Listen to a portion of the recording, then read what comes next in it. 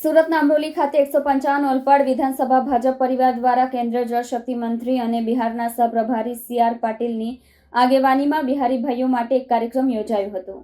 આગામી બિહાર વિધાનસભા ચૂંટણીના ભાગરૂપે કેન્દ્રીય જળશક્તિ મંત્રી અને બિહાર રાજ્યના સહપ્રભારી સી.આર. પાટીલ દ્વારા સુરત જિલ્લાના 155 ઓલપાડ વિધાનસભા મત વિસ્તારમાં રહેતા તમામ બિહારી ભાઈઓ અને બહેનો સાથે વાતચીત માટે આ વખત ફરી એકવાર એનડીએ સરકારનો હુંકાર કરાયો હતો।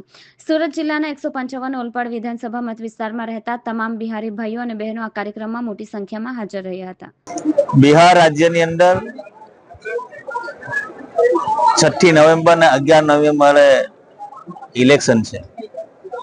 સુરત એક મિની ભારત તરીકે જાણીતું છે। સુરતની અંદર અલગ અલગ પ્રાંતના અલગ અલગ વિસ્તારની અંદર લોકો વસે છે।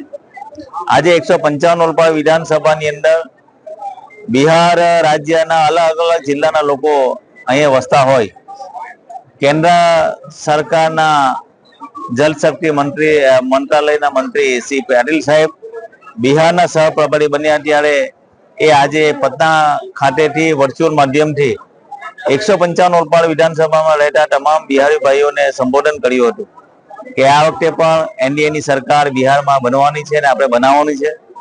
દેશના વડાપ્રધાન નરેન્દ્રભાઈ મોદી સાહેબના હાથ મજબૂત કરવાના છે। સાથે સાથે નીતિશ કુમારે જે કામ કર્યું છે એને સાથે ધ્યાનમાં રાખીને તમામ લોકોએ અહીંના જેટલા લોકો છે એમના સગાવાલોને લઈને મિત્ર મંડળ લઈને તમામ લોકોને ફોન કરીને 6 તારીખ અને 11 તારીખે એનડીએ ને વોટિંગ કરવા માટે અને સાથી પક્ષોને વોટિંગ કરવા માટે બી પાટીલ સાહેબે વિનંતી કરી છે।